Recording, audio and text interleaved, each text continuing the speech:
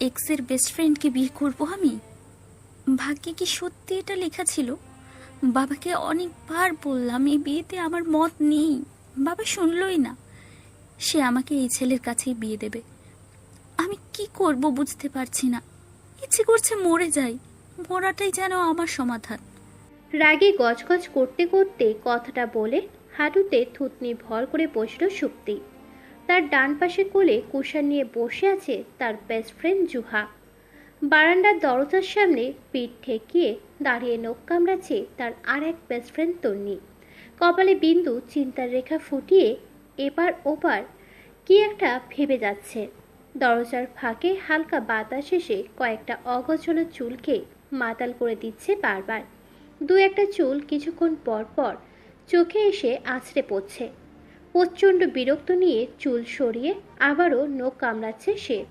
সুপ্তির চোখ বাঁকা করে একবার জুহা ও একবার তন্নির দিকে তাকালো। জুহাকে ব্যর্থত্ব দেখালেও তন্নিকে দেখাচ্ছে না। সুপ্তি তন্নিকে উদ্দেশ্য করে বলল, শুধু কি নখ কামড়াবি? কিছু বলছিস না কেন তুই? আমার প্ল্যান যদি ভালো না লাগে, তোরা একটা প্ল্যান কর। এই দিনে তোরা আমাকে হেল্প না করিস তো কে করবে? জুহা বলল, তোর বাবার সামনে দাঁড়াতেই ভয় লাগে, আর এত বড় একটা কাজ করতে বলছিস? আমরা কিভাবে করব এটা? তোর বাবা যদি সত্যিটা জানতে পারে তাহলে আমাদের একদম কেটে ফেলবে। তাহলে কি করব আমি? আমাকে বলে দে। আর মাত্র 4 দিন আছে বিয়ের। যদি এখন কিছু করতে না পারি কবে করব? এভাবে গেলে মরা ছাড়া উপায় নেই। জুহা বলল, আর যাই করিস, সুইসাইড টুইসাইড করিস না জানো? আমি কিন্তু এটা মেনে নিতে পারবো না। তুই মরলে আমি এক্সামে ফেল করবো, 100% শিওর। সুপ্তির চোখ গরম করে তাকালো। সে চিন্তায় মরে যাচ্ছে, আর এই মেয়েটাই কিনা এক্সাম নিয়ে কথা বলছে। সুপ্তির এমন তাকানো দেখে জুহা চোখ নামাতে নামাতে ঠোঁট নেড়ে কিছু একটা বলল। সুপ্তিকে কোণে দেখতে যখন ছেলের সাথে ফারদিনও ছিল, তখন জুহা বলেছিল ফারদিন এসেছে, আমি দেখেছি। সুপ্তি বিশ্বাস করেনি। জুহা বারবার বলেছে তুই চোখ তুলে উপরে তাকাসনি, তাই দেখিসনি। কিন্তু সুপ্তি জুহার কথাটা সত্যি বলে মানতেই চায়নি। পরে যখন ফেসবুকে পাত্রর পাশে ফারদিনের ছবি ও উপরের ক্যাপশনে বেস্ট ফ্রেন্ড লেখা দেখল, সেদিন থেকে বিয়ে ভাঙতে উঠে পড়ে লেগেছে। জুহার এখন ইচ্ছে করছে বলতে, আগে আমার কথা বিশ্বাস করিসনি, এখন ভালোই হয়েছে, বিয়ে ভাঙতে পারছিস না। কিন্তু জুহা বলবে না। তার যে কলিজার বান্ধবী সুপ্তি। বেশ কিছুক্ষণ গেল নীরবতায়। নীরবতা ভেঙে হঠাৎ তন্নি বলল, আমি একটা কথা ভেবে পাচ্ছি না। ফারদিন তোর এক্স বয়ফ্রেন্ড, আর তোদের ব্রেকআপ হয়েছে 3-4 বছর আগে। এতদিন পর তার কোনো ফ্রেন্ডকে বিয়ে করতে তোর সমস্যা কোথায়? সুপ্তি কিঞ্চিত বিরক্ত গলায় বলল, আমি ওই দুর্দিনের বাচ্চার ছায়ার আশেপাশে যেতে চাই না। তুই শুনিসনি ব্রেকআপের আগে আমাকে কি বলেছিল? আমি নাকি ঘুরে ফিরে তারই কাছে যাব। তো কি হলো? তুই তো তার কাছে যাচ্ছিস না, তার বেস্ট ফ্রেন্ডের কাছে যাচ্ছিস। এই বেস্ট ফ্রেন্ডটাই তার সব থেকে কাছের মানুষ। আমি এই ছেলেকে বিয়ে করব না। ফারদিনের যার যার সাথে সম্পর্ক আছে তাদের কাউকে বিয়ে করব না। That's final. তোর বর জানে না তুই ফারদিনের গার্লফ্রেন্ড ছিলি? হুম, আমাদের ব্রেকআপের পর ওদের বন্ধুত্ব হয়েছে। তন্নি একটা দীর্ঘশ্বাস ছেড়ে কিছুক্ষণ চুপ থেকে সুপ্তিকে প্রশ্ন ছুড়ল। আচ্ছা, তোদের ব্রেকআপটা কেন হয়েছিল বলতো? সুপ্তি তীক্ষ্ণ চোখে তন্নির দিকে তাকিয়ে ঝাঁঝালো গলায় বলল, আমি কতবার বলবো এই প্রশ্ন আমাকে করবি না? বারবার কেন এই প্রশ্ন করিস? বলেই সুপ্তি উঠে বারান্দায় চলে গেল। তন্নি আর কিছু বলল না, বলেও লাভ নেই। সে আগেই জানতো সুপ্তি বলবে না কেন ব্রেকআপ হয়েছে। কেন ব্রেকআপ হয়েছে জানতে চাইলেই হয়তো কাঁদে, নয়তো রাগ করে। তন্নি ভেবে পাচ্ছে না কি করবে এখন তারা, কিভাবে এই বিয়েটা ভাঙবে। ফারদিন সুপ্তির ব্রেকআপের পর থেকে ওরা কেউ কারোর ছায়াও সহ্য করতে পারে না। সুপ্তি যে আরান নামের এই লোকটাকে বিয়ে করবে না এটা নিশ্চিত। এতদিন ধরে বিয়ে ভাঙার কত চেষ্টা করেও সবে ব্যর্থ হয়েছে। অনেক ভাবার পরে তন্নি সিদ্ধান্ত নিল সে সুপ্তির প্ল্যান অনুযায়ী সুপ্তির বাবার কাছে যাবে। কিন্তু ওনার সামনে বসে কিভাবে কথা বলবে সেটাই ভেবে পাচ্ছে না। সুপ্তির বাবা আশরাফুল হক খুব রাগী মানুষ। ওনার সামনে দাঁড়িয়ে কথা বলার সাহস কারণ নেই। তন্নি জুহা কি পারবে ওনার সামনে দাঁড়াতে? এত ভেবে লাভ নেই, যা হবার হবে। আগে সুক্তির, পরে ভাবাভাবি। নীরব স্তব্ধ পরিবেশে ডাইনিং রুমের ডান সোফাটায় গুটিসুটি মেরে বসে আছে তন্নি ও জুহা। ভয়ে অস্বাভাবিকভাবে কাঁপছে দুজন। কপালের ঘাম মোছার ক্ষণিক পরে আবারও কপাল ভিজে যাচ্ছে। তাদের দুজনের মুখোমুখি চোখে মুখে সন্দেহের উৎপত্তি নিয়ে বসে আছেন আশরাফুল হক। ফটকের সামনে দাঁড়িয়ে ভীতু চোখে তাকিয়ে আছে সুপ্তি। বুকের ভিতর দূর দূর কাঁপছে, সাথে থরথর করে পা দুটো কেঁপে যাচ্ছে। বাবা বুঝি পৃথিবীর সব থেকে ভয়ঙ্কর মানুষ? এই বুঝি কোনো কাণ্ড ঘটিয়ে বসেন? এই বুঝি তন্নির মুখ খোলে আর উনি গুলি করে বসেন? তন্নি সুপ্তির দিকে কাদো কাদো চেহারা নিয়ে তাকালো। সুপ্তি ইশারা করলো কথা বলতে। তন্নির গলা দিয়ে কথা আসছে না। সুপ্তি যা শিখিয়ে দিয়েছে তা বলা কতটা ভালো হবে কে জানে। আশরাফুল হক বসে থাকতে থাকতে গম গম গলায় বললেন, কি বলবে বলছো না কেন? আমি আর কতক্ষণ বসে থাকবো? ওনার গম মার্কা কণ্ঠে যেন বজ্রপাত ছিল। তন্নি ও জুহা কেঁপে উঠল। তন্নি এক গ্লাস পানি ঢকঢক করে খেয়ে শুকনো ঢোক গিলল।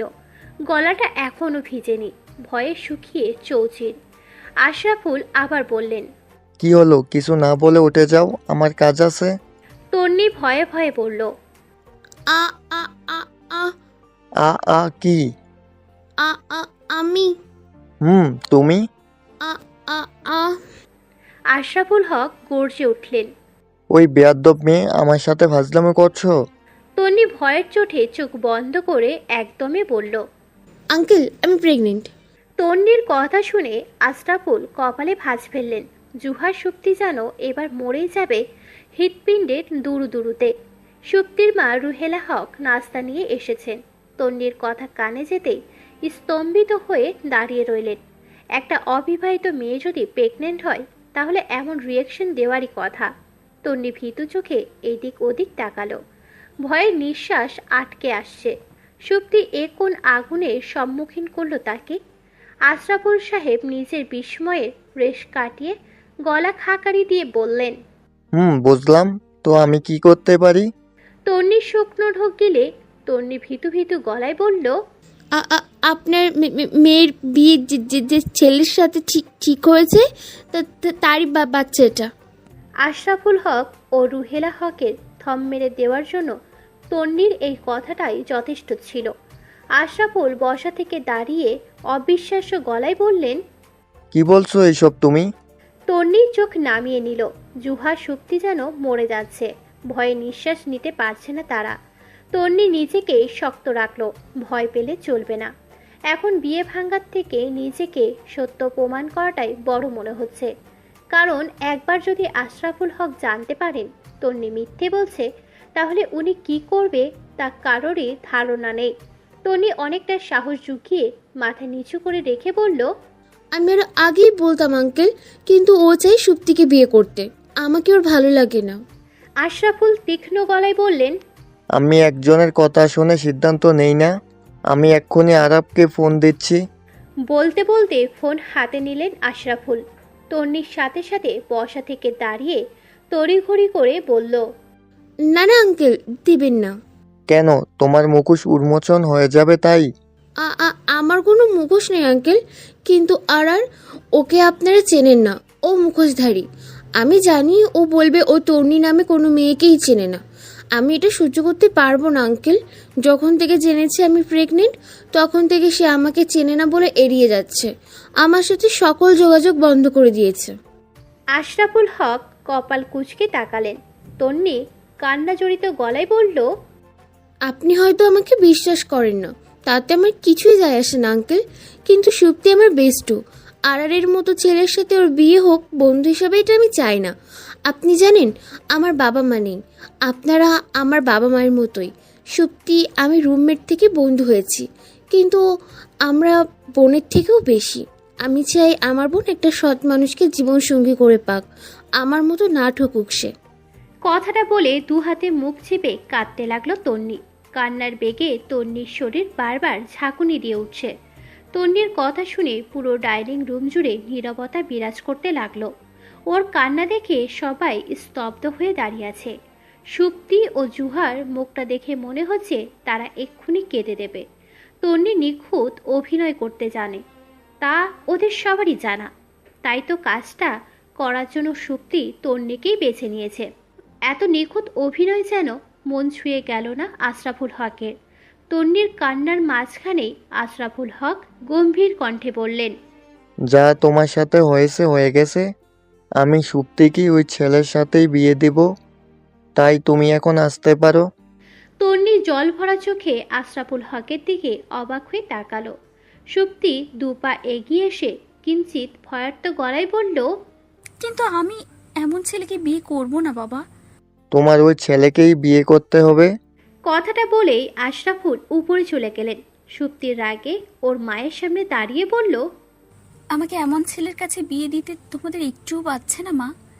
ঠিক আছে, বিয়ে দাও তোমরা, বোঝা নামাও ঘাট থেকে। বলেই বড় বড় পা ফেলে উপরে চলে গেল সুপ্তি। তন্নি চোখ মুছে এসে রুহেলা হকের সামনে দাঁড়ালো। রুহেলা তীক্ষ্ণ চোখে তাকিয়ে আছেন। তন্নি কান্না ভেজা গলায় বলল, আঙ্কেলকে বলবেন এই কথাটা যেন আর কেউ না জানে। যদি সুপ্তি এমন করতো তখন তো কথাটা লুকিয়ে রাখতেন। আমাকে আপনাদের মেয়ে ভেবে কথাটা গোপন রাখবেন প্লিজ। সব জায়গায় জানাজানি হলে আমার মরা ছাড়া কোনো উপায় নেই আন্টি। আমি আসছি। বলেই চোখ মুছতে মুছতে বাসা থেকে বেরিয়ে আসলো তন্নি। তার পিছু পিছু বেরিয়ে আসলো জুহাও। ওরা যাওয়ার পরপর ধপ করে সোফাতে বসে পড়লেন রুহেলা হক। ওনার স্বামী তন্নির কথায় তোয়াক্কা না দিলেও ওনার যেন ভিতরে ইঁদুর ঢুকে গেছে। উনি সচক্ষে দেখছেন মেয়েরা প্রেগনেন্ট হলে তাদের বিএফ তাদের সঙ্গ ছেড়ে দেয়। হতেও তো পারে সুপ্তিকে বিয়ে করার জন্য তারা তন্নিকে ছেড়ে দিয়েছে। তন্নি প্রেগনেন্ট জেনে তন্নিকে চেনে না বলেছে। হ্যাঁ, এটাই হবে। ছেলেরা এমনই হয়।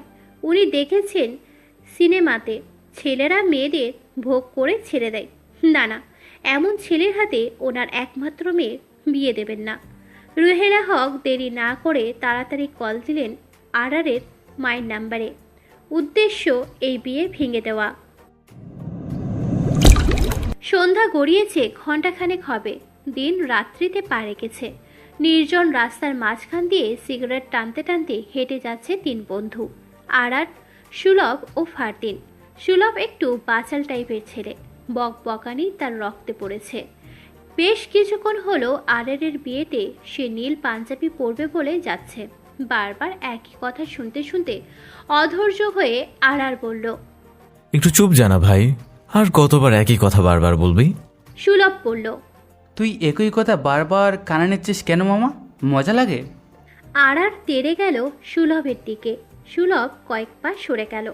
ফারদিন সিগারেট ফোকাতে ফোকাতে গম্ভীর গলায় বলল, তুই শুধু ঝগড়া করিস কেন? আরার বলল, আগে বলতো তোর কি হয়েছে? দিন দিন এত গম্ভীর হয়ে যাচ্ছিস কেন? সুলভ হাসতে হাসতে বলল, বুঝে না মামা, তুমি বিয়ে করতেছো, আমার পরিবার আমার জন্য মেয়ে খুঁজতেছে, শুধু উনি বউ ছাড়া শীত কাটাবেন, সেই দুঃখে আর কি।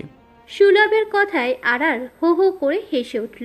সুলভ বলল, কান্দিস না মামা, এইবার তোর লাগিও মায়া দেখো। ফারদিন সিগারেটে এক টান দিয়ে তাচ্ছিল্য হেসে বলল, তোদের পরিবার আছে, আমার কি আছে যে মানুষ মেয়ে দিবে?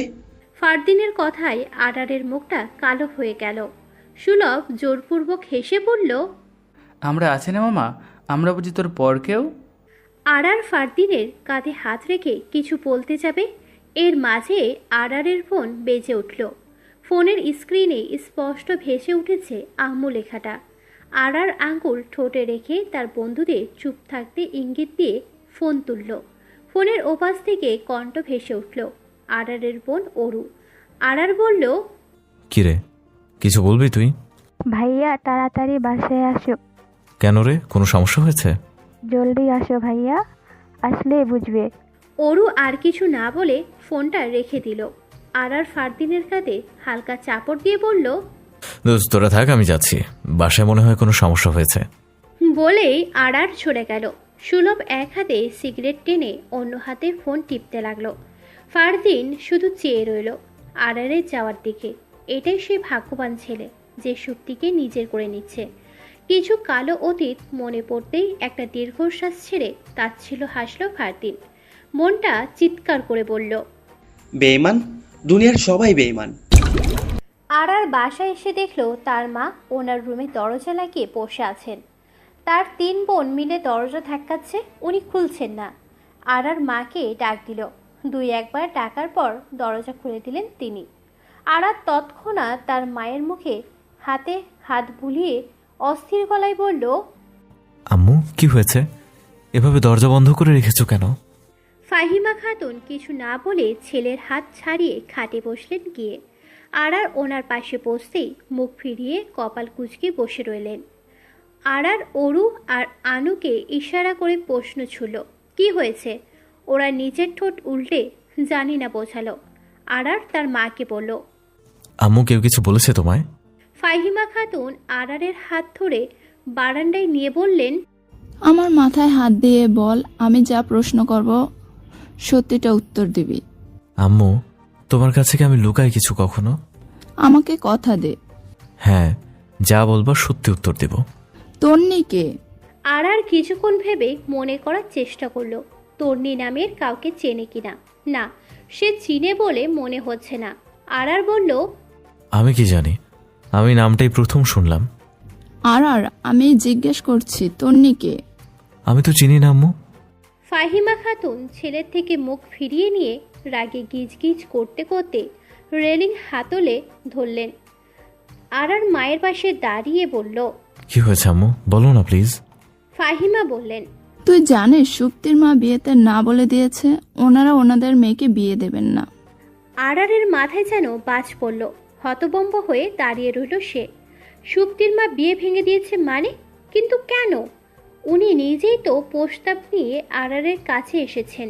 তারপর আরার গিয়েছিল সুপ্তির বাবার কাছে, নয়তো সে সুপ্তিকে চাইতো না।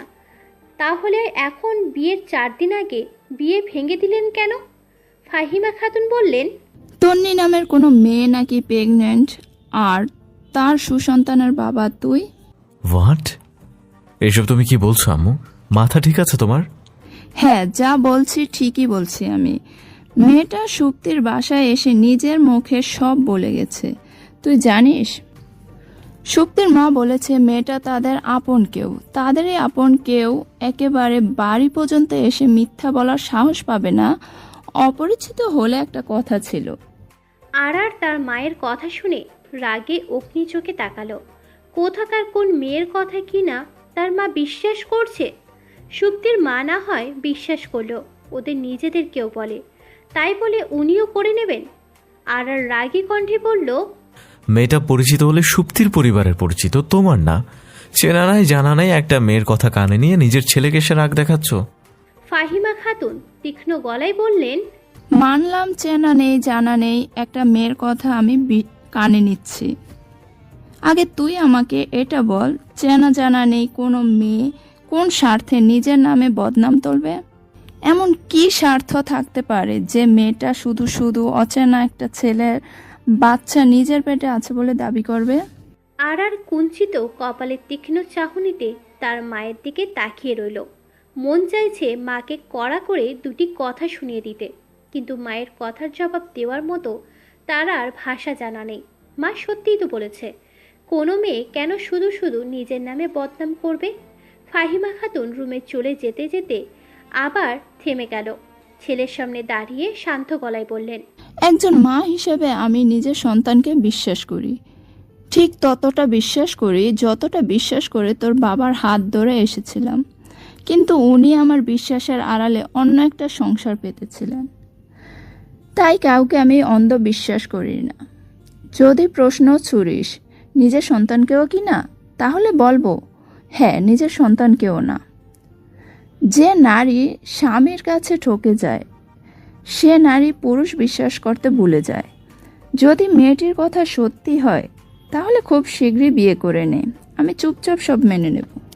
কথাটা বলেই ফাহিমা খাতুন বারান্দা ত্যাগ করলেন। আরার রাগে রেলিংয়ে একটা লাথি দিয়ে গর্জে বলল, আম্মু আমি এমেকে চিনি না, আর কতবার বলবো তোমায়?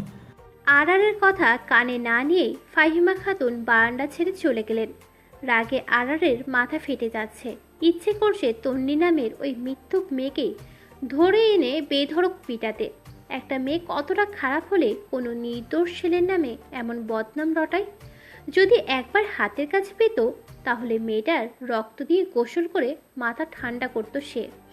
এই মেয়েকে পেরে টুকরো টুকরো করে কুকুরকে খাইয়েও যেন শান্তি পাবে না সে। আর বারান্দায় রাখা চেয়ারটায় বসে দু হাতে মাথা চেপে ধরল। কিছুতেই রাগ দমাতে পারছে না সে।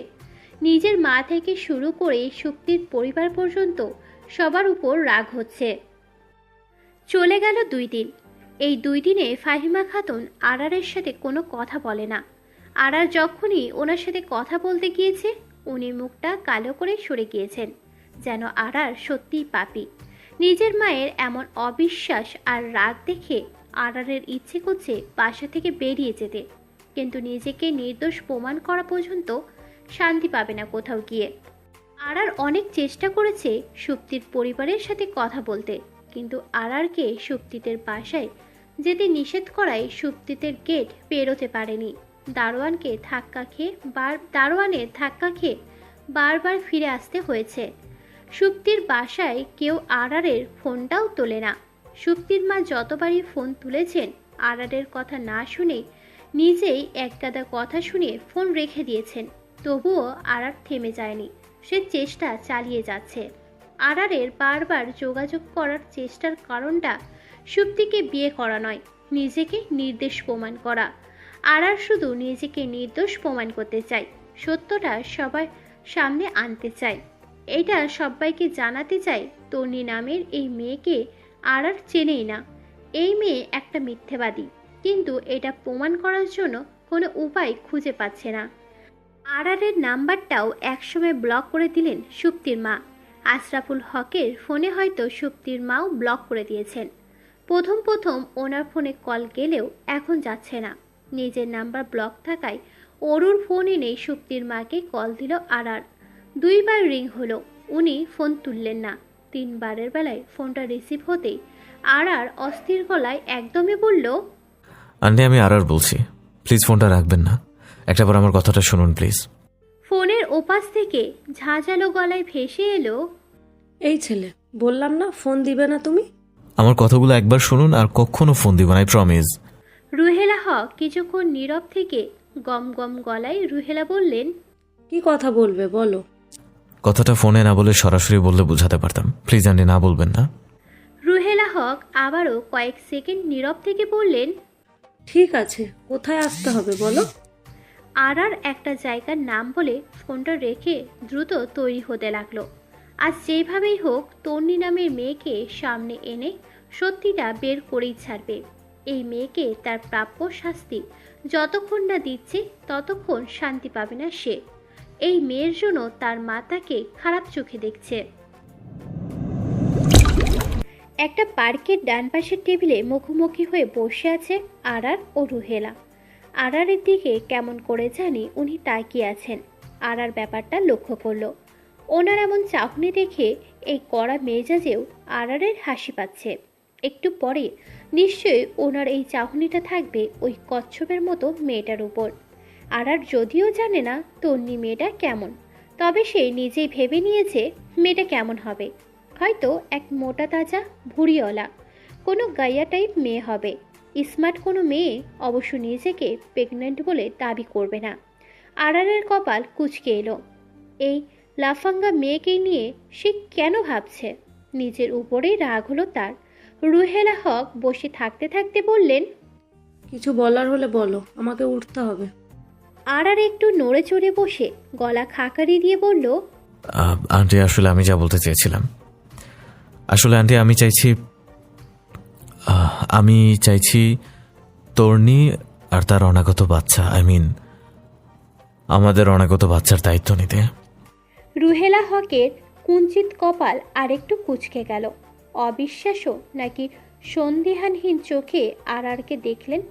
আরার ঠিক বুঝল না। আরার নিজেকে স্বাভাবিক রেখে বলল, আন্টি আপনি হয়তো ভাবছেন বিষয় এটা হলে আমি কেন আপনাকে ডেকেছি। আসলে আন্টি আমি তর্নিকে ছাড়া ওর আপন কাউকেই চিনি না যার মাধ্যমে খুঁজব। শুনেছিও আপনাদের নিজেদেরকেও, 2-3 দিন হলো ওর সাথে কোনো রকম যোগাযোগ করা যাচ্ছে না, নাম্বার ব্লক করে রেখেছে। আপনি তো ওর আপনকেও একটু ওকে ডাকুন না, একবার সরি বলেই চলে যাব। রুহেলা হক তীক্ষ্ণ চোখে তাকিয়ে দেখে সন্দিহান কণ্ঠে বললেন, তোমার হঠাৎ করে তন্নিকে সরি বলতে ইচ্ছা হলো কেন? আর কি জবাব দিবে বুঝল না। কয়েক সেকেন্ড আপ আপ করতে করতে বলল, কারণ আমি এখন রিয়েলাইজ করতে পারছি যে আমি ওর সাথে যা করেছি তা ঠিক করিনি। এই সময়টা তোর পাশে থাকা দরকার। রুহেলা হকের কপালের ভাঁজ বিলিয়ে গেল। যতটা খারাপ ভেবেছিলেন ছেলেটা ততটাও খারাপ বলে মনে হচ্ছে না। আজকাল কয়টা ছেলে এসব রিয়েলাইজ করে? আচ্ছা, সত্যিই কি ছেলেটা রিয়েলাইজ করেছে? হ্যাঁ, করেছেই তো। না করলে এমন কাতরের মতো তন্নিকে এখানে ডাকতে বলবে কেন? রুহেলা হক নিজের অজান্তেই মৃদু হেসে উঠলেন। বেলা 11টা বাজে। মৌসুমটা ঠান্ডা হলেও সূর্য মাথার উপর দাঁড়ালে গরমের গা ছমছম করে।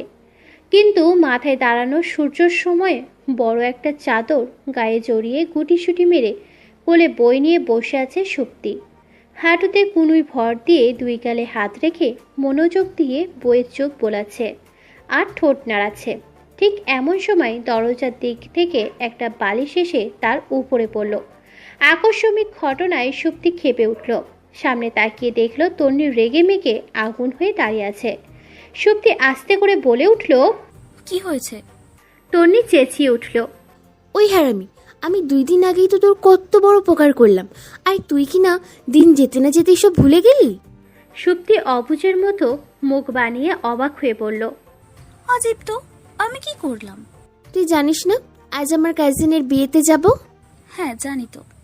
আমি রাতে ফোন চার্জে দিয়ে ঘুমিয়েছি, তুই সেটা চার্জ থেকে খুলে নিজের ফোন চার্জ দিলি কেন? দিয়েছিস তো দিয়েছিস, যেটুকু চার্জ ছিল ফোনের সেটাও টিপাটিপি করে খেয়ে নিলি। এখন তো সকাল থেকে কারেন্টই নাই, একটু পরেই বিয়েতে যাব, কেমনে যাব আমি? তন্নির কথা শুনে সুপ্তি হতভম্ব হয়ে জুহার দিকে তাকালো। কাল রাতে সে নিজের ফোনটা জুহার কাছে দিয়ে বলেছিল চার্জে দিতে। জুহা তন্নির ফোন চার্জ থেকে খুলে সুপ্তির ফোন চার্জে দিয়ে তন্নির ফোন নিয়ে বারান্দায় চলে গিয়েছিল। জুহা হাতে লোশন দিতে দিতে আর চোখে চোরের মতো তাকালো সুপ্তির দিকে।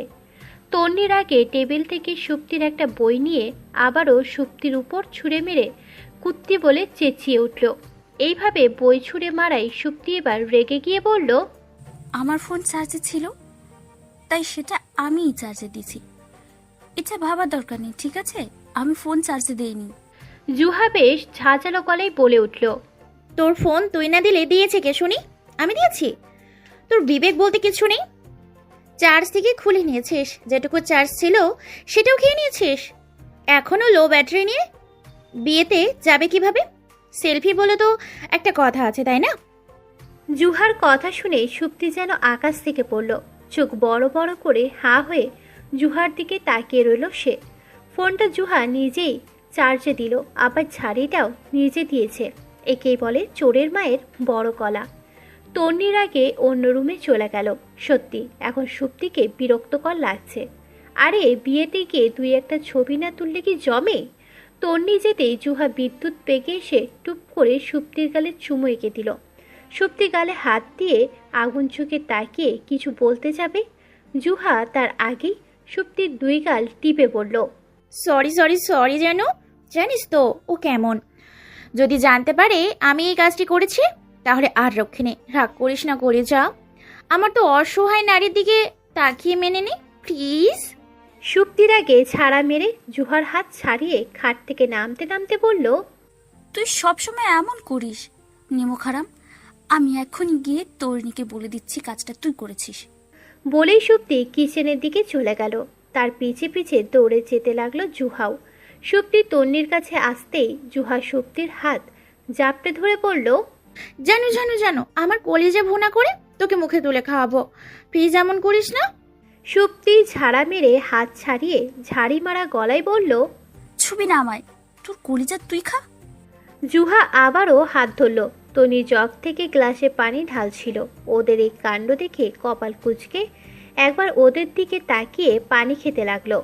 সুপ্তি বলল, তর্নি শোন, কাল রাতে তোর ব্যাটারির চার্জ শেষ হয়ে করেছে এই হারামি, আর ফোনটাও ও চার্জ দিয়েছিল। জুহা দ্রুত পায়ে এগিয়ে গিয়ে সুপ্তিকে বলল, বলে দিব তোর কথা। তুই যে শোন, ফারাবি নামের তোর ওই ক্রাশ ছেলেটা তোকে এমনি এমনি ব্লক দেয়নি। সুপ্তি ওই ছেলেটাকে বলেছিল তুই নাকি ম্যারিড। কথাটা শুনে তন্নি পানি খাওয়া থামিয়ে চোখ বড় বড় করে সুপ্তির দিকে তাকালো। সুপ্তি চেঁচিয়ে বলল, আমি না হয় এটা বলেছিলাম কারণ ফারাবি নামের হারামি ছেলেটা ভালো না, আর তন্নি তার ফাঁদে পা ফেলতে যাচ্ছিল। তুই ইমরানকে কি বলেছিলি যখন দেখেছিলি ইমরান তোকে না তর্নিকে পছন্দ করে? তখন বলে দিলি তর্নি ভালো মেয়ে, ঠিক আছে, কিন্তু ওর এক চোখ টেরা। বলতে বলতে নিজের চোখগুলো টেরা করে তাকালো সুপ্তি। জুহা বলল, হ্যাঁ বলেছিলাম তো, কি হয়েছে? আমি বলাতে একটা প্লে বয় ওর পিছু নেয়নি। নিজেই প্লে বয়ের জন্য পাগল ছিলি ফগি? ওই একদম গালি দিবি না বলে দিলাম কিন্তু। জুহার ধমককে তোয়াক্কা না করে সুপ্তি ফ্রিজ থেকে একটা ডিম নিয়ে এসে জুহার মুখে ছুঁড়ে মারল। জুহার মুখের মধ্যে ডিমের কোরবান হতে জুহার মুখে ডিমের ক্রিমের মতো লেপটে গেল। জুহার ওয়াক ওয়াক করে কাঁদো কাঁদো মুখ করে মুখ মুছে ডিম হাতে এনে ছুঁড়ে মারল সুপ্তির উপর। শুরু হয়ে গেল দুজনের যুদ্ধ। চিল্লাতে চিল্লাতে মনে হচ্ছে বাসা উড়িয়ে ফেলবে দুজন। এর মাঝে কাঁচের কিছু ভাঙার শব্দে স্তব্ধ হয়ে যায় সবকিছু। দুই বান্ধবী চুপ হয়ে সামনে তাকিয়ে দেখল তন্নির আগে ফুঁসছে। তন্নির অগ্নি রূপ দেখে দুজনেই ঝগড়া থামিয়ে দিল। তন্নি কটকট শব্দ করে কিচেনে ত্যাগ করতেই জুহা ও সুপ্তি আবারও আগুন চোখে একজন আরেকজনের দিকে তাকালো। তন্নির রাগে রুমে এসে কাঁধে ঝোলানো ব্যাগটা নিয়ে যেমন ছিল তেমনই বের হয়ে গেল। পরনে মেরুন রঙের একটা পুরনো কামিজ। তন্নির এদিকে খেয়াল নেই। এই মুহূর্তে বাসা থেকে বের না হলে তার রাগ মিটবে না। যদিও আজ কাজিনের বিয়েতে যাওয়ার কথা ছিল, কিন্তু এখন মেজাজ বলছে রাস্তা দিয়ে শুধু হাঁটতে। তন্নির এই একটাই সমস্যা, রাগলে ওর মাথা ঠিক থাকে না, আবার ঘরে থাকতেও ইচ্ছে করে না। শুধু হাঁটলেই যেন সে নিজেকে দমিয়ে রাখতে পারে। বেশ কিছু জায়গায় হাঁটার পর হঠাৎ তন্নি উপলব্ধি করতে পারল তার ফোন ভভ করছে। তন্নি ব্যাগ থেকে ফোনটা বের করে এক হাত দিয়ে ফোনে ছায়া দিয়ে চোখ ছোট ছোট করে ফোনের দিকে তাকালো। ব্রাইটনেসটা বাড়ানো যাবে না, ফোনের চার্জ কম। সুপ্তির মা ফোন দিয়েছেন, ধরতে ধরতে কেটে গেল। তন্নি ডায়াল চেক করে দেখল উনি অনেকক্ষণ থেকে কল দিয়ে যাচ্ছেন। আবারও কল আসলে তন্নি তাড়াতাড়ি ফোন ধরল। আর মাত্র 3% চার্জ আছে, হঠাৎ ফোন বন্ধ হয়ে যাবে। তন্নি ফোন ধরতেই সুপ্তির মা একটা পার্কে যাওয়ার কথা বললেন, কি নাকি বিশেষ প্রয়োজন। তন্নি ফোনটা ব্যাগে ঢুকিয়ে একটা রিক্সা ডেকে পার্কে যেতে লাগলো। অপেক্ষা করতে করতে আড়ারের মেজাজ খারাপ হয়ে যাচ্ছে, কিন্তু ভিতরের রাগটা বাইরে প্রকাশ করলো না সে। যথাসম্ভব ভদ্রভাবে চুপচাপ বসে রইল। রুহেলা হকও বারবার ফোনে টাইম দেখছেন আর গেটের দিকে তাকাচ্ছেন। বোঝাই যাচ্ছে উনিও বেশ বিরক্ত হচ্ছেন। বেশ কিছুক্ষণ পরে গেটের ভিতরে এসে ঢুকলো তন্নি। তাকে দেখা যেতেই রুহেলা হক বললেন, এই তো চলে এসেছে। আড়ার বসে বসে টেবিলে আঙ্গুল দিয়ে টুকটুক করছিল। রুহেলার কথায় কর্ণপাত হতেই চোখ তুলে সামনে তাকালো। মেরুন রঙের ড্রেস ও কালো মাস্ক পরিহিত একটা মেয়ে ডানে বামে না তাকিয়ে বড় বড় পা ফেলে হেঁটে আসছে। রুহেলা তন্নিকে ডাক দিয়ে বললেন, তন্নি এইদিকে আসো। তন্নি থেমে গিয়ে ওনার দিকে তাকিয়ে দ্রুত হেঁটে গিয়ে ওনার পাশের চেয়ারে টেনে বসে টেবিলে থেকে পানির বোতল নিয়ে মুখ লাগিয়ে পানি খেতে লাগলো। আর চোখ বড় বড় করে তাকালো। সে তার বোতলে নিজেই মুখ লাগিয়ে পানি খায় না, আর এই মেয়েটা কিনা মুখ লাগিয়ে পানি খেতে লাগলো। তন্নি ঢকঢক করে পুরোটা পানি খেয়ে দুই হাতে মাথা চেপে ধরে লম্বা শ্বাস নিল। রুহেলা হক চিন্তিত গলায় তন্নিকে বললেন, তর্নি, তোমার শরীর খারাপ নাকি? তুমি ঠিক আছো? তন্নি মাথা থেকে হাত সরিয়ে বলল, আপনার মেয়ে আমাকে কখনো ভালো থাকতে দেয় আন্টি? কেন, কি হয়েছে মা? তন্নির আগে ফুঁসতে ফুঁসতে বলল, সকালে ওরা 9টা বাজিয়ে ঘুম থেকে উঠবে, আর সকাল সকাল উঠে আমাকে রুটি বেলতে হবে। ওরা ভার্সিটি থেকে এসে এক এক জিনিস এক এক জায়গায় চড়িয়ে ফেলবে, সেগুলো গোছানোর দায়িত্বও আমার। সন্ধ্যায় ওরা পড়ার নাম করে বই নিয়ে বসে ফোন টিপাটিপি করবে, আর ডিনারটা আমাকেই বানাতে হবে। শুধু তাই নয় আন্টি, ওরা আমার ফোন, ল্যাপটপ, চার্জার, হেডফোন, জুতোটাও বাদ দেবে না। সব কিছুর ওপর রাজত্ব চালাবে। তবুও যদি ওরা শান্তিতে থাকতো আর আমাকে শান্তিতে থাকতে দিত, এত কিছুর পরও ওরা ঝগড়া করবে। রাজরানীদের কাছে আমি চাকরানি। জানেন আন্টি, আজ আমার কাজিনের বিয়ে ছিল, ওদের জন্য যেতে পারিনি। একদমই কথাগুলো বলে মুখটা কাদো কাদো বানিয়ে টেবিলের কুনুই ঠেকিয়ে মাথা রেখে বসল তন্নি। রুহেলা হক ঠোঁটে লম্বা একটা হাসি টানলেন। ওনার মেয়ে ও তার বন্ধুদের খুনসুটি ওনার অনেক ভালো লাগে। আর কপাল কুঁচকে তাকিয়ে আছে তন্নির দিকে। এই মেয়েটা তাহলে এত কাণ্ড ঘটিয়েছে। আরারের মন চাইছে থাপ্পড় দিয়ে মেয়েটার গাল লাল করে দিতে। রুহেলা হক বললেন, তুমি অনেক বুঝদার একটা মেয়ে, তাই তো তোমাকে অনেক পছন্দ আমার। আর দেখো, তোমার ভাগ্যটাও কত ভালো। তোমার ভালোবাসার মানুষটি তোমার ও তোমার বাচ্চার দায়িত্ব নিতে ফিরে এসেছে। তন্নি রুহেলা হকের কথা শুনে মাথা তুলে তাকালো। ওনার কথার মানে বুঝল না সে। শুধু ওনার ডান হাতের ইশারা অনুসরণ করে ডান পাশে তাকাতেই দেখল হাতে হাত ভাঁজ করে চেয়ারে হেলান দিয়ে বসে শ্যামবর্ণ একটা ছেলে অগ্নি চোখে তাকিয়ে আছে। তন্নি কপাল কুঁচকালো, কিন্তু মুহূর্তেই টরক নড়ে উঠল তার। এইটা তো আরার নামের ওই ছেলেটা যার সাথে শুক্তির বিয়ে ঠিক হয়েছিল। তন্নি তৎক্ষণাৎ টান মেরে মাস্কটা খুলে মুখ ঢেকে নিল। চোখ দুটো বড় বড় করে তাকিয়ে একটা ঢোক গিলল সে। এখন তার কি হবে? এই ছেলে কি তার সত্যটা সামনে নিয়ে আসতে মোকাবিলা করতে এসেছে, নাকি তাকে চরমভাবে অপমান করতে প্রতিশোধ নিতে এসেছে? হ্যাঁ, তাই তো মনে হচ্ছে। ছেলেটার তাকানো দেখে আরও বেশি কিছু মনে হচ্ছে না। যেভাবে তাকাচ্ছে যেন এক্ষুনি তন্নিকে গিলে খাবে। তন্নি তৎক্ষণাৎ চোখ সরিয়ে নিল। ভয়ে তার দম আটকে আসে। রুহেলা হক ভাবলেন ওদের একা ছাড়া প্রয়োজন, তাই তিনি বললেন, আমি পাশের টেবিলে আছি, তোমরা কথা বলো। বলেই তিনি উঠে গিয়ে অন্য একটা টেবিলে বসলেন। একটু দূরেই আছেন, কিন্তু ওনার চোখ দুটো আড়ারের টেবিলের উপর। উনি যেতেই আড়ার সোজা হয়ে বসল। তন্নি একবার রুহেলা হকের টেবিলের দিকে তাকাচ্ছে, একবার আর চোখে আড়ারের দিকে তাকাচ্ছে। আড়ার তন্নির কাঁপাকাঁপি দেখে বুঝে গেল ধরা পড়ার ভয়ে এই মেয়ের এত কাঁপাকাঁপি। সে তন্নিকে খুঁটিয়ে খুঁটিয়ে দেখতে লাগলো। মাস্ক পরিহিতা মেয়েটার ভয়ার্ত চোখ দুটো বেশ আকর্ষণীয়। কপাল ছাড়িয়ে আছে কয়েকটা ছোট্ট ছোট্ট করে রাখা একগুচ্ছ চুল। কয়েকটা চুল আবার গাল থেকে থুতনি পর্যন্ত লম্বা। আর টেবিলের নিচের দিকে চোখ ফেলল। বাসায় পরার একটা নর্মাল স্যান্ডেল পায়ে। পা ও স্যান্ডেলে অনেকটা ধুলো লেগে আছে, যেন অনেক হেঁটেছে সে। তন্নি বুঝতে পেরে পা দুটো লুকানোর চেষ্টা করলো, তবে বেশি লুকানো সম্ভব হলো না। কাণ্ড দেখে আড়ারের হাসি পেল। তবে যতটা খারাপ দেখতে ভেবেছিল, মেয়েটা দেখতে ততটা খারাপ না। পুরাতন ড্রেসেও যথেষ্ট ভালো লাগছে দেখতে। তবে ভালো দেখতে হলে কি হবে, চরিত্র তো খারাপই। আড়ার রুহেলা হকের টেবিলের দিকে একবার তাকিয়ে দেখল উনি তাকিয়ে আছেন এদিকে। সে একটু সোজা হয়ে বসে গলা খাকারি দিয়ে বলল, কয় মাস? তন্নি হঠাৎ প্রশ্নে ভ্যাবাচ্যাকা খেয়ে গেল। অবুঝের মতো তাকিয়ে আমতা আমতা করে বলল, মানে? আড়াল শীতল কণ্ঠে বলল, প্রেগনেন্সির কয় মাস চলে?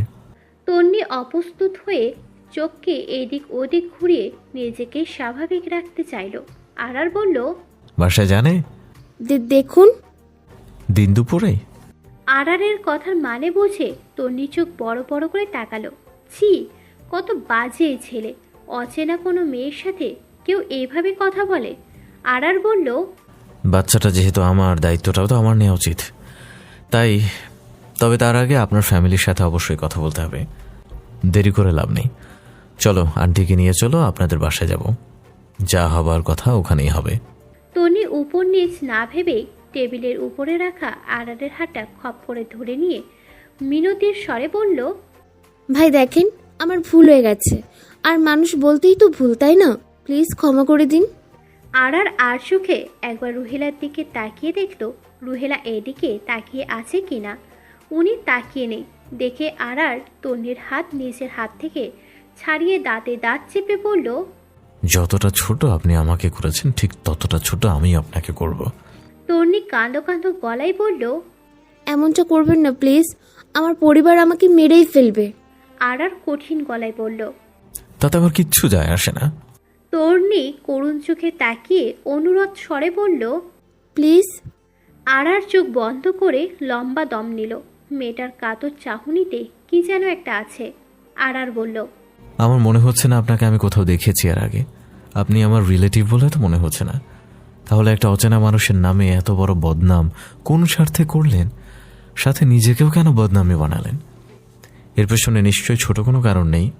তন্নি কিছু বলল না। আরার তন্নির চুপ থাকা দেখে বলল, আপনি আমার শত্রুপক্ষের কেউ নন তো? তন্নি এবারও জবাব দিল না। আরার বলল, আপনি জানেন আপনার একটা মিথ্যের জন্য আমার মা আমার সাথে কথা বলাই বন্ধ করে দিয়েছেন, আর আপনি বলছেন আপনাকে ক্ষমা করে দিতে। খুব স্বাভাবিক বিষয়টা, তাই না? নিজের মা বোনের সামনে দাঁড়াতেও লজ্জা লাগে আজকাল, আর তার কারণ হচ্ছে আপনার এই মিথ্যা বানোয়াট কথাগুলো। তন্নি মাথা নিচু করে বসে রইল। তার নিজেকে খুব অপরাধী মনে হচ্ছে। আরার একটু থেমে রেগে গজগজ করতে করতে দাঁতে দাঁত চেপে বলল, না, আমি আপনাকে খুব সহজে ছেড়ে দিব না আপনার পরিবারকে। যতটা খারাপ আমি আমার পরিবারে হয়েছি ততটা খারাপ আমি আপনাকেও আপনার পরিবারে বানাবো। আমি এক্ষুনি আন্টিকে নিয়ে আপনার পরিবারে যাব, সেখানে গিয়েই আপনার মুখোশ উন্মোচন করব সবার সামনে। কথাটা বলে আরার বসা থেকে উঠতে যাবে, তখনই তন্নি আবারও খপ করে আরারের হাত আঁকড়ে ধরে নেয়। আরার অগ্নি চোখে তাকায়।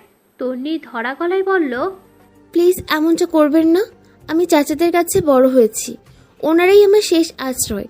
এসব শুনলে আমি এই আশ্রয়স্থলটাও হারিয়ে ফেলবো। চাচিরা তো আমাকে একদম মেরেই ফেলবে। বিশ্বাস করুন, আমি ইচ্ছা করে করিনি এসব। বলতে বলতে তন্নির চোখ দুটো ছলছল হয়ে গেল। আরার অবাক চোখে তাকালো। চাচাদের কাছে বড় হয়েছে মানে কি হতে পারে? মেয়েটা কি এতিম? আরারের কৌতূহল হলো এই কথার মানে জানতে।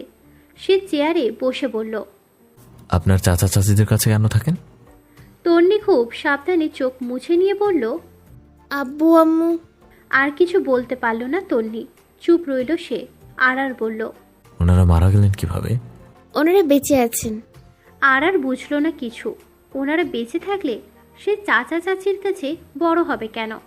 তন্নিকে দেখে মনে হচ্ছে সে এই বিষয় নিয়ে কথা বলতে ইচ্ছুক না। আরারও আর কিছু বলল না। সে একটা দীর্ঘশ্বাস ছেড়ে বলল, নিজের পরিবার নিয়ে যদি এতই ভয় পান তো এত বড় মিথ্যা বলার সাহস পেলেন কিভাবে?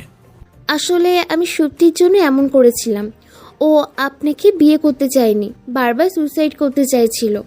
আমরা বুঝে উঠতে পারছিলাম না কিভাবে বিয়েটা ভাঙবো। আরারের কপালে ভাঁজ পড়ল। সে আগেই সন্দেহ করেছে এইসবের পিছনে সুপ্তির হাত আছে। আরার বলল, সুপ্তি বিয়ে ভাঙার জন্য এসব করতে বলেছে? তনি হ্যাঁ সূচক মাথা নাড়ালো। তারপর একে একে সব বলে গেল। সব কিছু শুনে আরার বলল, সুপ্তি ফারদিনের এক্স গার্লফ্রেন্ড? জি। আরার অবাকে চরম পর্যায়ে চলে গেল। এই জন্যই তাহলে আরারের বিয়ে ঠিক হওয়ার পর থেকে ফারদিন অন্যরকম হয়ে গিয়েছিল। তার মানে সুপ্তির সেই মেয়ে যাকে বেঈমান বলে ফারদিন। আরারের এখন মনে হচ্ছে বিয়েটা ভেঙে বেশ ভালোই হয়েছে। তন্নি আরারের হাত ধরে অনুরোধ করে বলল, প্লিজ আমার বাসায় এটা জানাবেন না। ঠিক আছে, কিন্তু আমার আর সুপ্তির বাসায় সত্যিটা জানানো উচিত। আমি কেন আপনাদের কারো চোখে খারাপ হব? প্লিজ ভাই এমন করবেন না। আমার একটি মিথ্যের জন্য বিয়ে ভেঙেছে। জানলে সুপ্তির বাবা আমার পরিবারের ওপর মামলা করে দিবেন। তো তাতে আমার কি আসা যায়? আপনারা একবারও আমার কথা ভেবেছিলেন? আপনাদের একটা মিথ্যা আমাকে কতটা খারাপ বানাবে সবার চোখে একটাবারও ভেবেছিলেন? আমারও তো পরিবার আছে, তো আমি কেন এত মহান সেজে আপনাদের কথা ভাববো? তন্নি কাতর গলায় বলল, এমন পাষাণের মতো কথা বলবেন না প্লিজ। আরার চোখ ছোট ছোট করে তাকিয়ে বলল, হাত। তন্নি বোকার মতো তাকালো। আরার বলল, হাত ছাড়ুন। তন্নি তাকিয়ে দেখল সে আরারের হাত ধরে আছে। তৎক্ষণাৎ হাত সরিয়ে নিয়ে হাত এঁটে বসল। লজ্জায় চোখটা এদিক ওদিক করে কানে চুল গুছল। আরার গলা খাকারি দিয়ে বলল, আপনারা আমাকে একটা উপকার করতে হবে। জি বলুন। আমার সাথে আমার বাসায় যেতে হবে। আমার মাকে গিয়ে এই সত্যিটা জানাবেন আপনি নিজের মুখে। শুধু আপনি একা না, আপনার বান্ধবীরও সাথে নিতে হবে। জি তবে প্লিজ আঙ্কেল আন্টিকে আপাতত এসব না জানানো ভালো হবে। সুপ্তির বাবা একটু কড়া, সত্যিটা ওনার কানে পৌঁছলে খুব খারাপ হয়ে যাবে। আরার চেয়ারে হেলান দিয়ে বসে ফোন টেবিলে রেখে বলল, সেটা পরে দেখা যাবে, এখন আপনার নাম্বার দিন। তন্নি কাঁপা কাঁপা হাতে ফোনটা হাতে নিল। নাম্বার দেওয়ার ক্ষুদ্র ইচ্ছে নেই, না বলারও সাহস নেই, আবার দিচ্ছে যে সেটার জন্য ভয় পাচ্ছে। নাম্বার তুলে তন্নি ফোন টেবিলে রেখে দিল। আরার ফোনটা নিয়ে নাম্বারটা সেভ দিয়ে পকেটে ঢুকিয়ে হাতে হাত ভাঁজ করে তীক্ষ্ণ চোখে তন্নির দিকে তাকালো। তন্নি বারবার আর চোখে আরারের দিকে তাকাচ্ছে আর নখে নখ দিয়ে ঘষাঘষি করছে। এই ছেলেটার চোখ দুটো ভয়ানক, গাম্ভীর্যের মাঝেও গভীর ভয়ঙ্কর কিছু একটা, যেন চোখ দুটোই ডুবে আছে। তীক্ষ্ণ চাহনিটাও মারাত্মক। ভয় লাগে নাকি নেশা ধরে ঠিক বুঝলো না তন্নি, তবে ছেলেটা বেশ কঠিন মনে হচ্ছে। তন্নি যে এত সহজে এই ছেলের হাত থেকে রক্ষা পাবে না তা ক্ষণিক আগেই বুঝে গেছে সে। তন্নি ও আরার বেশ কিছুক্ষণ চুপচাপ বসে আছে দেখে রুহেলা হক এসে ওদের টেবিলে বসলেন। উনি আসতেই আরার ও তন্নি সোজা হয়ে বসল। রুহেলা বসে প্রশ্ন ছুড়লেন, তোমাদের মাঝে সব ঠিক হয়েছে? তন্নি ত্বরান্বিত বলল, জি জি আন্টি, সব ঠিক হয়ে গেছে। আরার ওনাকে কিছু বলতে যাবে, এর মাঝেই ফোনে একটা কল আসলো। আরার নাম্বারটা দেখে আজ উঠি বলে বসা থেকে উঠে দ্রুত চলে গেল। তন্নি আরারের যাওয়ার দিকে তাকিয়ে ফোঁস করে শ্বাস ফেলল। এই ছেলের সামনে যেন তার দম আটকে আসছিল। কি ভয়ানক চাহনি বাবা! এখনো ফোন তুলছে না? ফোনটা তো বন্ধ বলছে ইয়ার। শুক্তির কথা শুনে জুহা উদ্বিগ্ন কণ্ঠে বলল, সেই 11টায় বের হয়েছিল, বিকাল 5টা বাজে, এখনো আসেনি বাসায়। এভাবে রাগ করে বের হলে তো ঘন্টা 2 পরেই চলে আসে। ওর নিজের বাসায় তো মরে গেলেও যাবে না, আর কেউ তো ওর নেই যার বাসায় যাবে। ভার্সিটিও যায়নি, গেলটা কই? ফোনটাও বন্ধ। শুক্তি বলল, টেনশন করিস না, ও তো বাচ্চা মানুষ না। কিন্তু মেয়ে মানুষ তো ভাই, যদি উল্টাপাল্টা কিছু হয়ে যায় তখন? তুই উল্টাপাল্টা চিন্তা না করলেই পারিস, চলে আসবে দেখিস। জুহা কিছু বলল না, এমনিতেই খিদেই পেট চোচো করছে। সকালে তন্নি চলে যাওয়ার পর আর দুপুরের খাওয়া হয়নি তাদের। খাওয়া তো দূর, ঝগড়া থাকায় রান্নাটাও করেনি দুজনের কেউ। সুপ্তি ওর পাশ থেকে টাকা এনে জুহাকে দিয়ে বলল, যা বাইরে থেকে কিছু নিয়ে আয়, খুব খিদে লাগছে, তরুণীর জন্য আনবি। আমি পারবো না, তুই যা। সুপ্তি রাগে চুকে কয়েক সেকেন্ড তাকিয়ে নিজেই যেতে লাগলো। জুহা ভেজকি কেটে ডোন্ট কেয়ার ভাব নিয়ে বসলো। সুপ্তি নিচে এসে বেশ কিছুক্ষণ পরে একটা রিক্সা পেল। রিক্সায় উঠবে ঠিক এমন সময় দৌড়ে এসে সুপ্তির পাশে দাঁড়ালো জুহা। সুপ্তি অগ্নি চোখে তাকালো। জুহা হাঁপাতে হাঁপাতে বলল, খাবার জন্য যেতে চাইছি না, তোকে প্রোটেক্ট করার জন্য যেতে যাচ্ছে। সুপ্তি একটা রিক্সায় উঠতে উঠতে বলল, আমার প্রোটেক্ট লাগবে না, তোর মতো কুকুরের প্রোটেক্ট তো আমার দরকারই নেই। জুহা রিক্সায় উঠতে লেগে বলল, কুকুররা কোটিপতিদের প্রোটেক্ট করে, তুই ফকিন্নির কপাল যে কোটিপতির মতো, এই জন্য শুকরিয়া কর। সুপ্তি তৎক্ষণাৎ জুহাকে ধাক্কা দিয়ে বলল, নাম নাম বলছি, এক্ষুনি নেমে যা। আরে আরে পড়ে যাবো তো। আরে মামা দাঁড়িয়ে কেন, চলেন না। একটা রেস্টুরেন্টের সামনে এসে রিক্সা থেকে নেমে সুপ্তি 1000 টাকার নোটের দিকে তাকালো। সে তো ভাঙতি আনেনি। জুহা 20 টাকার একটা নোট রিক্সাওয়ালাকে দিয়ে বলল, নেন মামা, মাঝে মাঝে কুকুর টুকুর পালবেন, কাজে আসবে। রিক্সাওয়ালা হেসে দিল। সুপ্তি জুহার চুল টেনে রেস্টুরেন্টের ভিতরে নিয়ে গেল। জুহা নিজের চুল ছাড়িয়ে হাঁটতে হাঁটতে বলল, তুই 1000 টাকার নোট নিয়ে বের হয়েছিস দেখি আমার মাথায় আগেই রিক্সা ভাড়ার কথা আসছে, তাই এসেছি, নয়তো খাবার একটুও মুড নাই। সুপ্তি হাঁটতে হাঁটতে রাক্ষস বলে গিয়ে একটা টেবিলে বসলো। জুহা পায়ে পা তুলে বেশ ভাব নিয়ে বসে ডানের একটা টেবিলে তাকিয়ে থম মেরে গেল। ফারদিন একটা মেয়ের সাথে বসে হেসে হেসে কথা বলছে আর খাচ্ছে। জুহা সুপ্তিকে বলল, দোস্ত দেখ। সুপ্তির সামনে তাকিয়ে যা দেখলো তা দেখবে বলে কখনো কল্পনাই করেনি। ফারদিনকে একটা মেয়ে মুখে তুলে খাইয়ে দিচ্ছে, আর সেও হেসে হেসে সেটা গিলছে। রাগ নাকি কষ্ট সুপ্তির গা জ্বলে উঠল। সুপ্তি বুঝল না। জুহার হাত ধরে বলল, চল অন্য রেস্টুরেন্টে যাব। বলেই জুহাকে নিয়ে যেতে লাগবে। ঠিক তখনই মাঝে মাঝে আমরা এমন ভুল করে ফেলি, যে ভুল আমাদের নিজেকেই হতভম্ব করে দেয়। সুপ্তি ভাবেইনি তাকে দিয়ে এমন কোনো ভুল হবে যেটা তার নিজেকেই স্তব্ধ করে দেবে।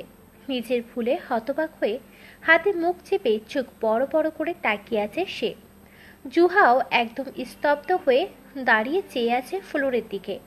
ফ্লোরের জুড়ে পড়ে আছে ভাঙা কাঁচ, ছড়িয়ে ছিটিয়ে গেছে ফ্রেঞ্চ ফ্রাই ও চিজগুলো। রেস্টুরেন্টের মানুষ সবাই ওদের দিকে তাকিয়ে আছে। পাশের টেবিলে বসা ফারদিনও তীক্ষ্ণ চোখে তাকিয়ে আছে ওদের দিকে। যদিও সুপ্তির মুখ এখনো দেখেনি, তবুও বিরক্ত হয়েছে সে। আসলে ঘটনাটা ঘটেছে সুপ্তি জুহার হাত ধরে জুহাকে নিয়ে বের হওয়ার সময়।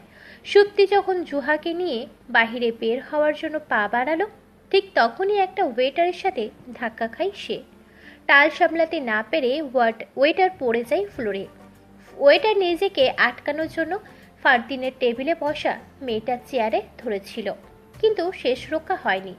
উল্টো মেয়েটার চেয়ার সহ পড়ে যায়। প্রথমে কেউ বুঝে উঠতে পারেনি কি হয়েছে। যতক্ষণে বুঝে ততক্ষণে ম্যানেজার চলে আসে।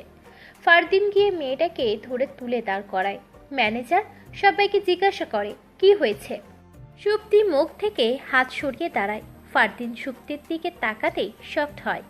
এই মেয়েটা সুপ্তি ছিল, আগে বোঝেনি সে। তার চাপা রাগ এবার জ্বলে উঠল, সাথে সাথেই চোখের রং বদলে গেল তার। ম্যানেজার এবার গর্জে বলল, কি ব্যাপার, কে করছে এসব?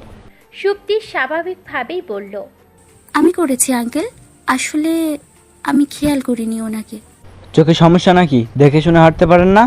ম্যানেজারের ধমকে সুপ্তি রেগে গেল। কিঞ্চিত রাগী গলায় বলল, আমি না হয় দেখে হাঁটিনি, উনি তো দেখে হাঁটতে পারতেন। ধাক্কা খেয়েছি আমিও, উনি তাল সামলাতে পারেননি তো দোষ আমার চোখে? সুপ্তির কথা শুনে ফারদিনের মেজাজ বিগড়ে যায়। এই মেয়েটা ভাবে কি নিজেকে?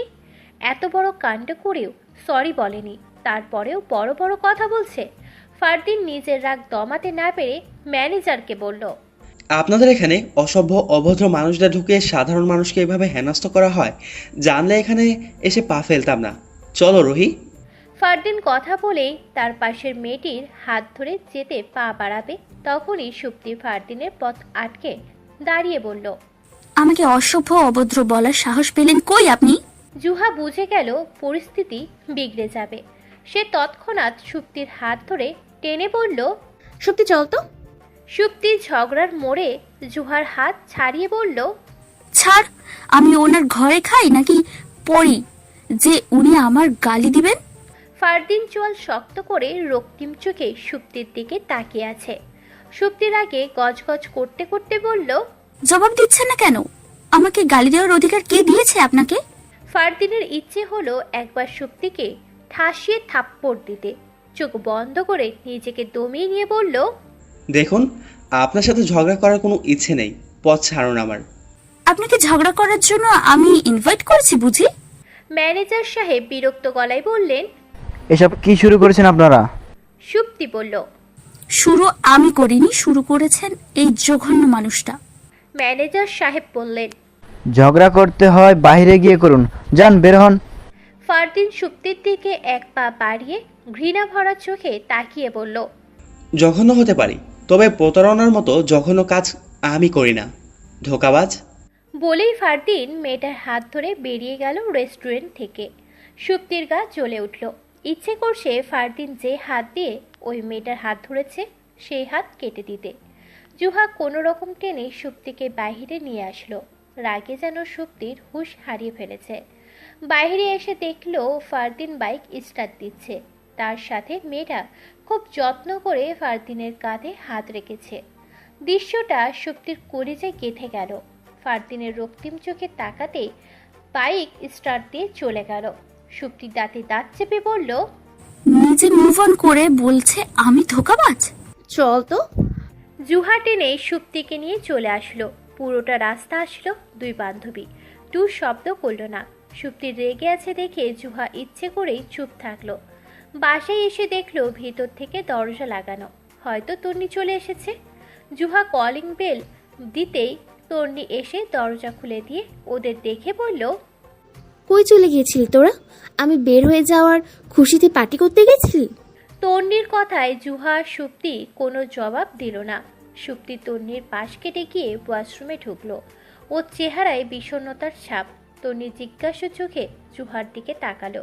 জুহা বলল, ফারদিনের সাথে দেখা হয়েছিল, আজও ঝগড়া হয়েছে। তন্নি হতাশ নিঃশ্বাস ছেড়ে চলে গেল বারান্দায়। এমনিতেও সুপ্তির জন্য সে আজ ফেঁসে আছে। এখন আবার সুপ্তির এইসব কাণ্ডকর্মের কথা শুনে নিজের মেজাজ খারাপ করতে চায় না। একটা মানুষের সাথে দেখা হলেই কেন ঝগড়া করতে হবে? ব্রেকআপ কেন হয়েছে সেটাও বলবে না। তাহলে রোজ রোজ এইসব ঝগড়ার কথা শুনে লাভ কি? রুহিকে ওর বাসায় নামিয়ে দিয়ে ফারদিন তার বাসায় চলে গেল। দোতলার একটা বিল্ডিংয়ের উপরে একটা রুম ভাড়া করে থাকে সে। পরিবার ছাড়া বেড়ে ওঠা ফারদিনের থাকার জন্য এক রুমই যথেষ্ট। জীবনের আপন মানুষ থেকেও সে বড্ড একা। তবে মন্দ নেই সে। মাস শেষে 25,000 টাকা স্যালারি পায়, 3,000 রুম ভাড়া, 800,000 মাসিক খরচ। বাকি টাকা তার জমা থাকে। কাজের ফাঁকে বন্ধুদের সাথে আড্ডা, রুহিকে নিয়ে একটু ঘোরাঘুরি, ভালোই সময় কাটে। তবে মাঝে মাঝে অতীত তাকে কাঁদায়, খুব কাঁদায়। সুপ্তি নামক শব্দটা তাকে পুড়িয়ে ছারখার করে দেয়।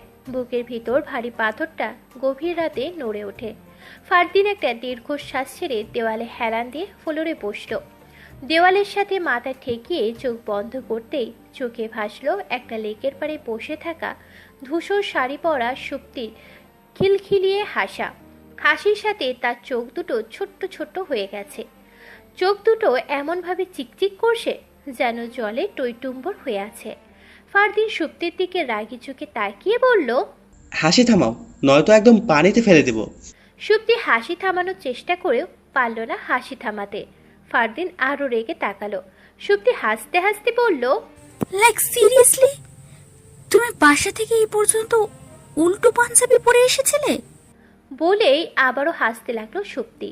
ফারদিন এবার কিঞ্চিত বিরক্ত গলায় বলল, একদম হাসবে না বলে দিলাম। তুমি কি বলেছিলে আমাকে? 10 মিনিটের ভেতর পৌঁছাতে না পারলে ব্রেকআপ। জানো, তাড়াহুড়া করে আসতে গিয়ে আমি আজ অ্যাক্সিডেন্ট করে ফেলতাম। সুপ্তির এবার হাসি থেমে গেল।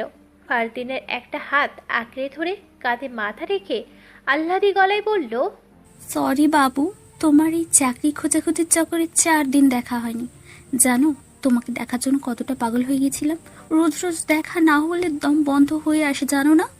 তুমিও যখন ব্রেকআপের কথা তোলো তখন আমারও দম বন্ধ হয়ে আসে। সুপ্তি কাঁধ থেকে মাথা তুলে ফারদিনের 2 গাল টিপে বলে, এই ছেলের সাথে ব্রেকআপ হলে বুঝি আমি বেঁচে থাকবো? ফারদিন সুপ্তির নাক টিপে বলে, আর এই মেয়েটাকে বুঝি ব্রেকআপ করতে দিব? ছেড়ে যেতে চাইলে একদম খুন করে দেব। সুপ্তি হেসে উঠে ফারদিনকে জড়িয়ে ধরল। ফোনের রিংটনে ফারদিন কেঁপে উঠল। চট করে চোখ খুলে হেলান ছেড়ে বসলো। বুকটা খুব পুড়ছে তার, খুব বেশি। যেই মেয়েটা তাকে একদিন না দেখলে পাগলামি শুরু করে দিত, আর সেই মেয়ে কি না তাকে 2 চোখের বিষ ভাবে। সম্পর্ক নামক শব্দটা বড়ই অদ্ভুত। সম্পর্ক কখন কোন রূপ নেয় সম্পর্কে জড়িয়ে থাকা মানুষরাই টের পায় না। সময়ের সাথে সাথে শুধু সম্পর্ক নয়, আমরা নিজেরাই বদলে যাই। যাকে ছাড়ে বাঁচবো না বলি তাকে ছাড়া দিব্যি বেঁচে থাকি। সুখে থাকি অথবা কষ্টে থাকি, পরিস্থিতি আমাদের ঠিকই বাঁচিয়ে রাখে। যেই ফারদিনকে ছেড়ে গেলে বাঁচবো না বলতো, সময়ের ব্যবধানে সে শত বাহানা দেখিয়ে ফারদিনকে ছেড়ে গেল।